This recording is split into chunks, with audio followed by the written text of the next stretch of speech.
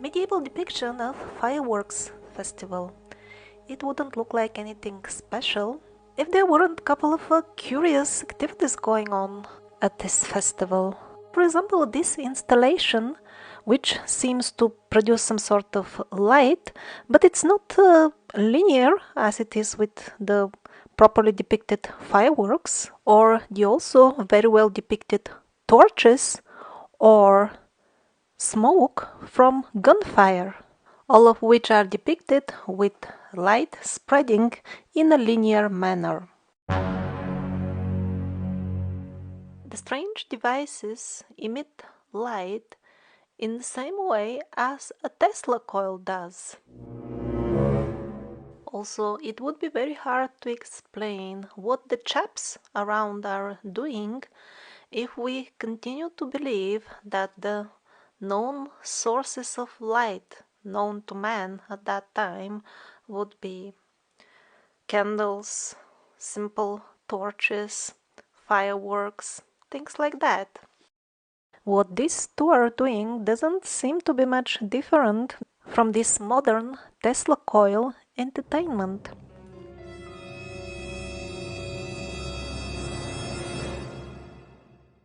And indeed, the medieval illustrator did a very good job with the details. Do you notice that the swords are not straight? They are flame swords. In the various lands of Europe, similar names would be given. Flambert, Flammert, Flammenschwert, Flamberger. All of the names obviously pointing towards their main quality. They would make flame. And not just any flame, not like the flame of the fireworks or like the normal light which goes in straight rays, but exactly Tesla coil style flame. It was a situation with some modern patents for using atmospheric electricity. Doesn't it look familiar, all these domes on top of one another? And in the description of the patent, they say that they have come up with this setup and these shapes just because they are optimal for collecting the biggest amount of electricity. The domes are described in detail in the patent. They must be hollow and interconnected in that way with each other exactly like it is in the churches. We have a hanging metal element, which is, of course, present in the old temples as well.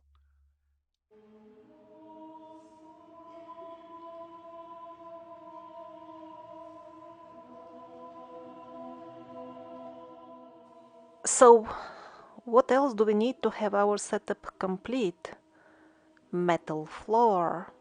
And here are some old churches where the metal floor is still preserved. And before getting into what were they powering with this electricity, let's see the things from broader perspective and not get limited to one single patent. Actually, getting atmospheric electricity is relatively easy. This man is even taking a metal element high up in the air with his drone. Why? Because that's how it works. You need this metal element to have it high up there to have access to more electricity. And that's why we have all these antennas on the old buildings. 1889, we see very curious machineries at the technical exhibition in Paris, which was the most famous showcase for all the cutting-edge technologies at that time.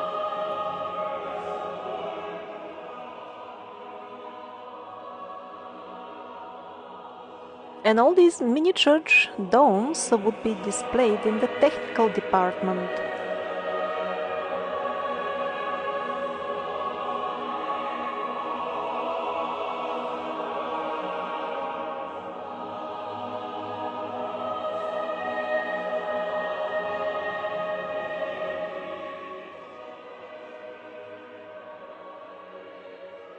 The first and most important thing that we have to do if we want to start understanding the ancient advanced technologies is to, first of all, abandon the deeply rooted concept that we need a very sophisticated device to get high-tech results. And that's why in 1985, Shivkar Bapuji Talpate built and flew an aircraft made of bamboo filled with liquid mercury, favorite ingredient of the alchemists. And yet the Shippepedia tells us that it was the Wright brothers 8 years later who successfully flew the first, heavier than air. What the Wright brothers got right, and that's why they entered in the famous history, is that they use the technology which is in line of what would be allowed for common people to know and use during this era. What Talpate was making was based on the Vimanas, in modern words, UFOs, of the gods of the Vedic books, the principles behind which would be to elegantly and without pollution take the freely available all around energies.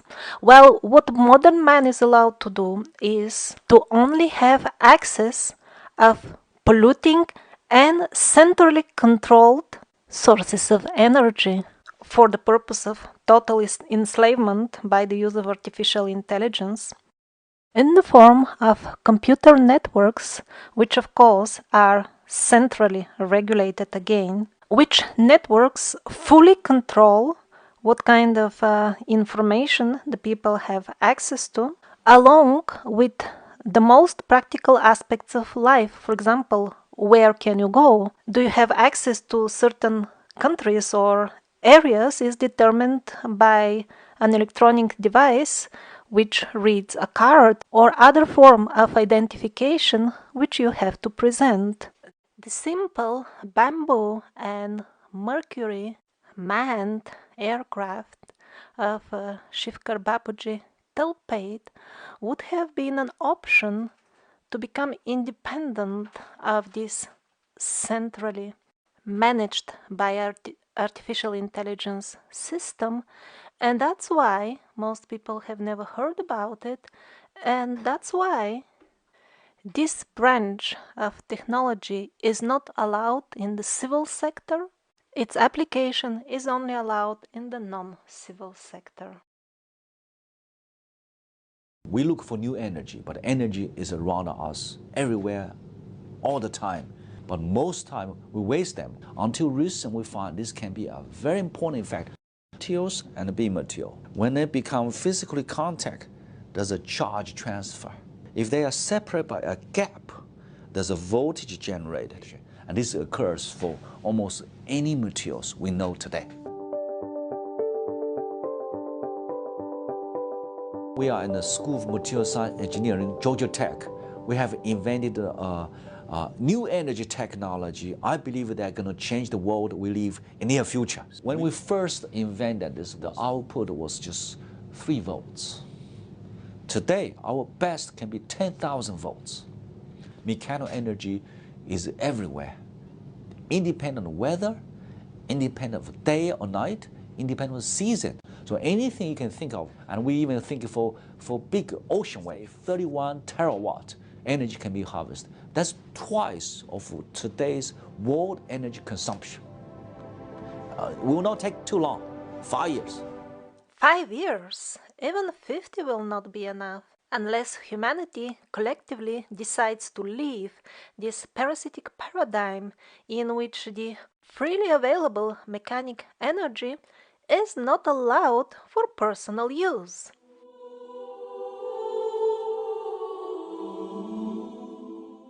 So what are these Vimanas that I mentioned from the Vedic books?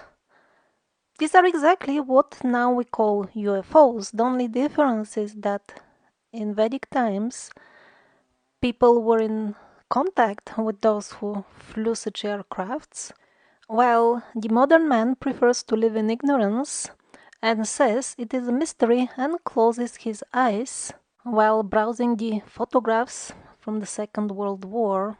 The only ones which are still publicly available showing people who were manufacturing UFOs. If you're not familiar with this subject, I would recommend getting familiarized as soon as possible, because with the speed with which they remove all unwanted information from outlets like YouTube, soon maybe even some men add fins to their cars without having any special calculations from qualified engineers and so on, and manage to save up to 25% fuel after installing such fins. So where are these international organizations and commissions who scream so loudly that they make everything to protect the environment, everything possible? They seem to be just another department of this preposterous scam farce, which is just meant to keep us anchored within this paradigm, because the parasites don't have the right to keep us by force. The only way is to make us believe ourselves and maintain this paradigm.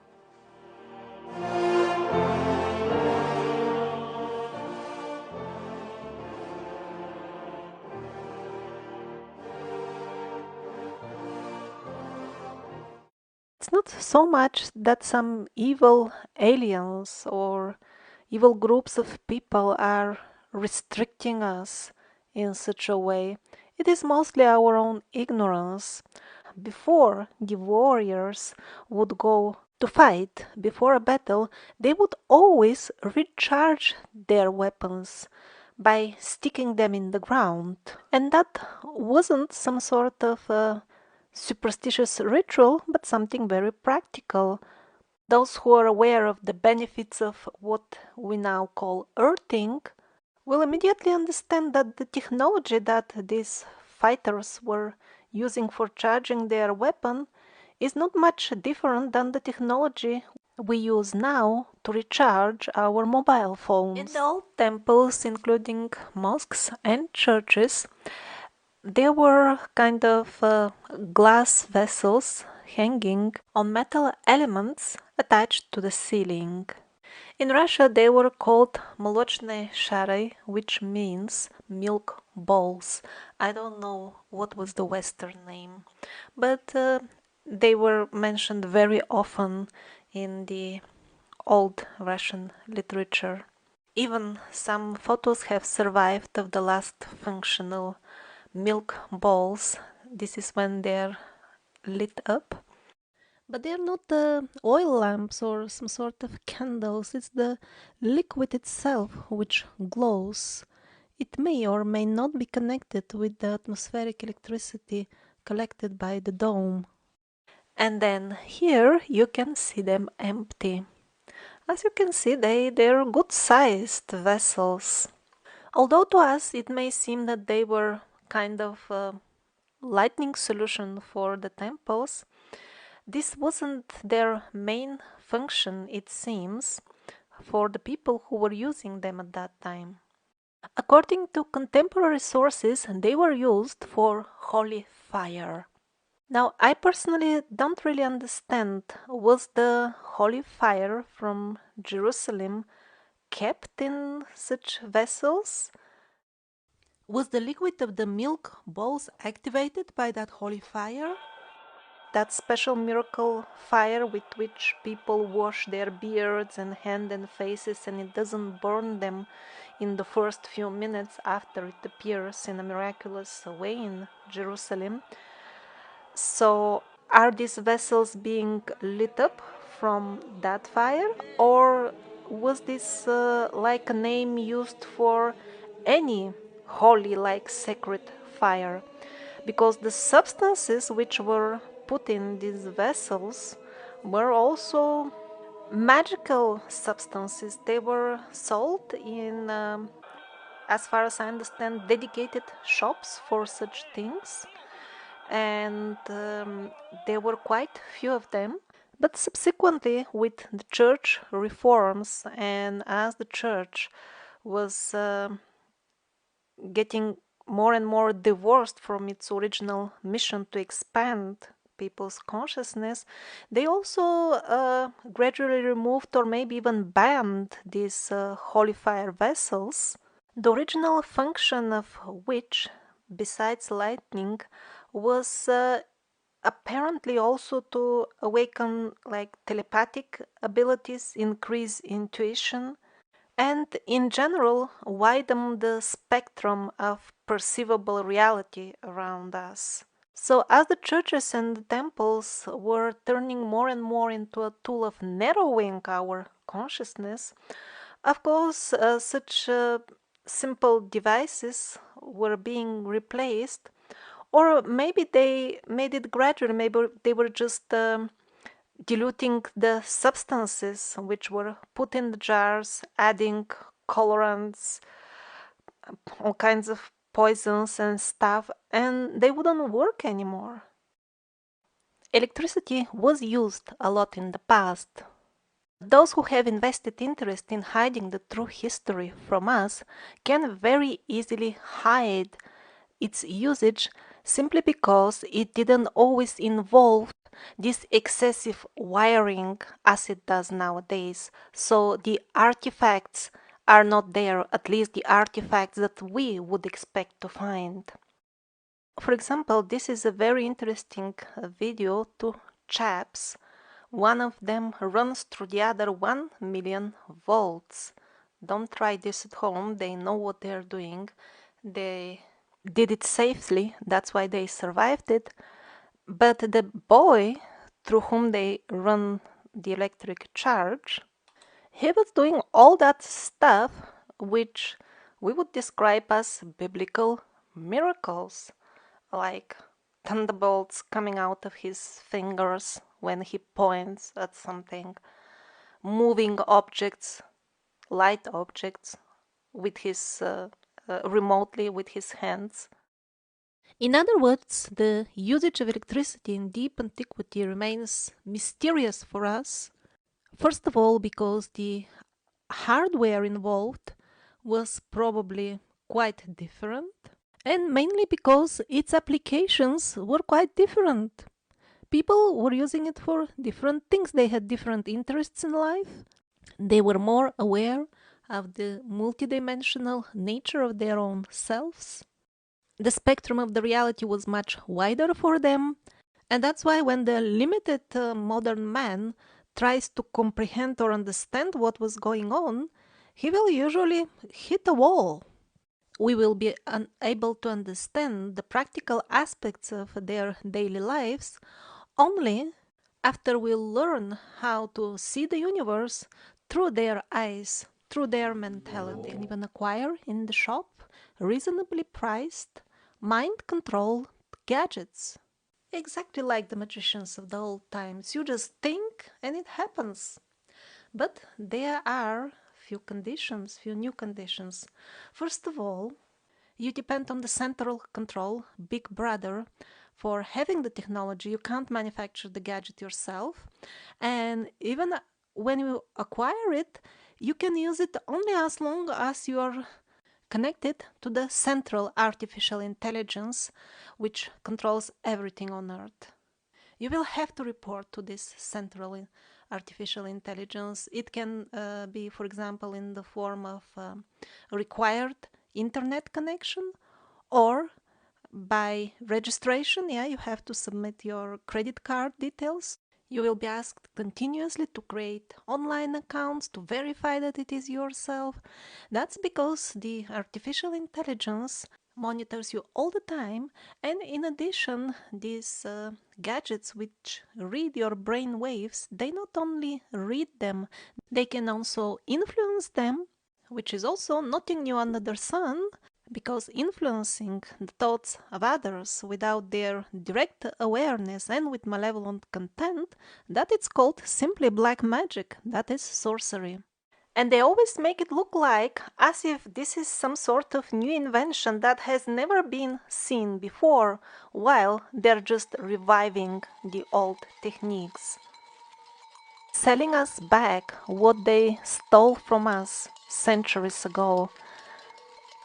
The price that we have to pay is the most valuable thing for them, our psychic energy. It has nothing to do with money. It is only the small pawns on the bottom who are after money, those who execute the plan on the ground, those who pull the strings on the top. They print money, they can manufacture billions for themselves, and they do it just with few computer clicks. They cannot be after money, they are after something else. And the gullible people gladly pay the price. For example, if you search for divine in the Google brainwashing machine, this is what comes up. This is how our psyche has been distorted beyond recognition about what is good and beautiful and desirable. And as we curse ourselves with our own thought forms when we call for the angels, this is who will come, and they will do whatever they consider angelic. An important milestone in the process of making us dumb and uninformed was depriving us of the knowledge of the ether. In school, we are being shown an incomplete periodic table of the chemical elements as made by Mendeleev. He himself studied and to some extent understood the ether and placed it first in his original table. This is his book, Chemical Understanding of the World's Ether. But as he died, they edited his works and published them under his name, and of course they changed the periodic table. And then when modern scientists observe various phenomena related to the ether, they're forced by the paradigm in which they are artificially placed to search, and sometimes modern men also stumble upon or rediscover by chance, maybe by chance, the ancient healing methods again. This remarkable man, Wim Hof, rediscovered what the ancient yogis have been doing for thousands of years. Using very simple breathing techniques, he made his body so resilient to external influences that he is able kind of order his body to remain healthy even in very adverse conditions. The penguins subjected the poor Wim Hof to various tests, even to the point of injecting him with viruses. But he simply ordered his body to eliminate the viruses, and it did.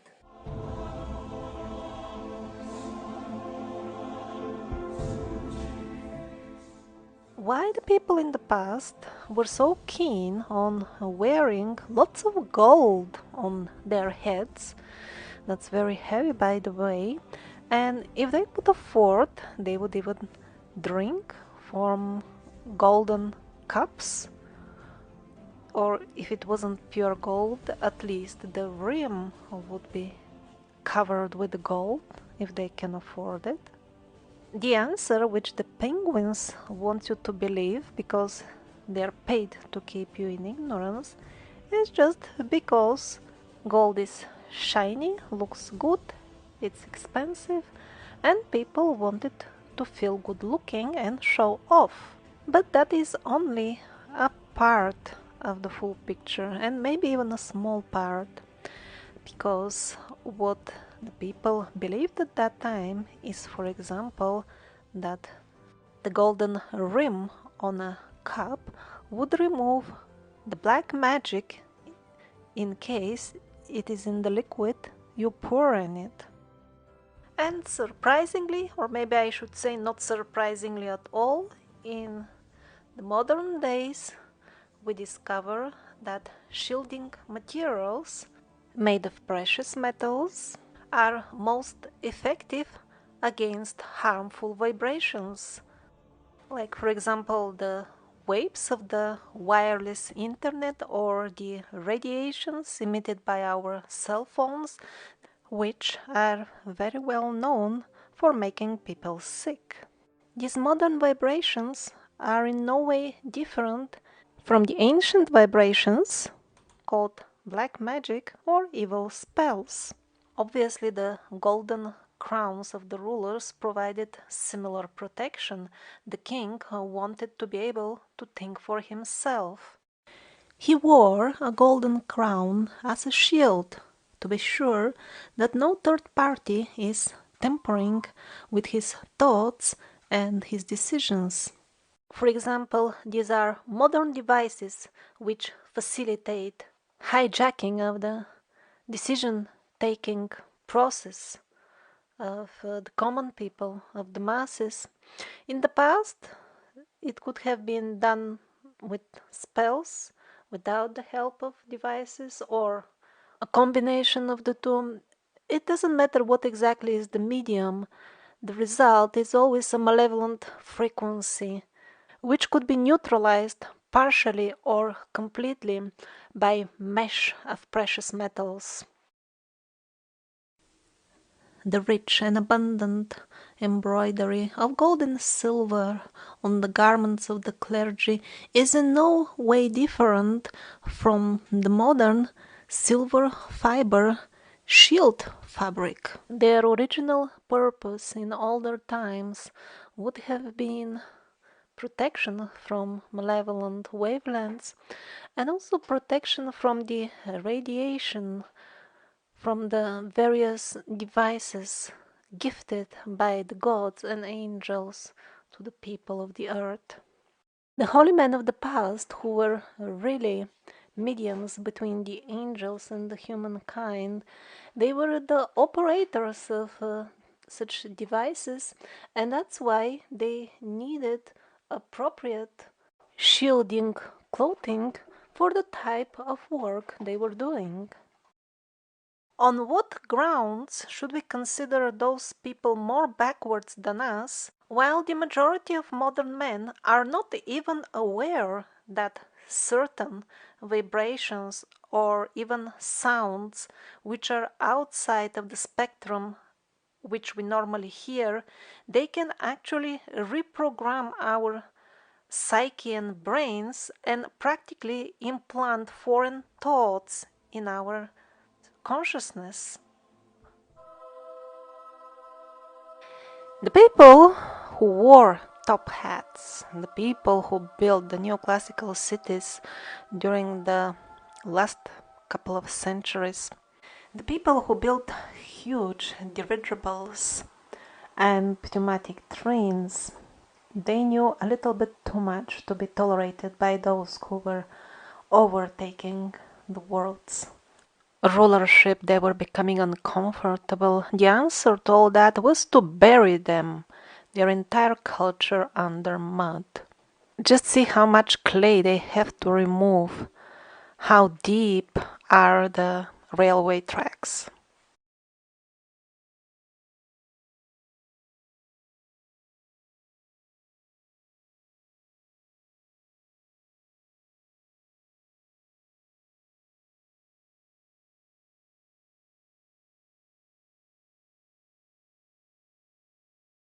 It will be about a character called John James Hughes, one of the richest men of his time, an Englishman. So, according to the official version, this man in his golden age, although extremely rich, he took his fine English clothes and went in the fields of faraway Russia at an uninhabited place to build a metallurgical factory at the wrong place. There was no suitable ore nearby anyway. The photographs of his alleged construction, because we are told that he arrived and there was nothing, he was the founder. I mean, look at these houses, they're still half buried. All over his alleged new construction place, we see ruins that he is simply excavating. And by the way, it was his personal thing that he was very much fascinated by history. Since he was extremely rich, he used to maintain an entire network of people who would report him from all over the world about any possible interesting acquisitions related to history, including artifacts, old maps, information, or anything else which can be of some value. So probably that is how he knew where to dig. What was there before that we don't know, but the chimneys are really impressive. Compare them to the people's figures besides them under clay. What kind of construction this could be? Half buried rotten pipes. And the bricks on the wall are already rotten. So what was he actually doing there? Why are they even digging below this rotten building? We don't know. Or maybe something even more precious? Like these super expensive materials. Looking at the price tag, this series, The Survivors, is not meant to awaken hatred towards such parties. The real purpose of the documentary is to show the people the path of knowledge, which is the only way to make oneself not susceptible to such traps. Because evil has been created by God to kind of give notification. Your shield is down, your guard is down. That's why the dark side has rights on you. We are not some innocent and, most importantly, helpless victims of psychopath sick rulers which we cannot overthrow. This is a very dangerous line of thinking which will keep us enslaved. The truth is that although we live in a society, we share a planet, a place, still each one of us lives in a separate reality, and the grip of evil will have different rights for each and every person, depending on how much ignorance he or she allows in one's personality.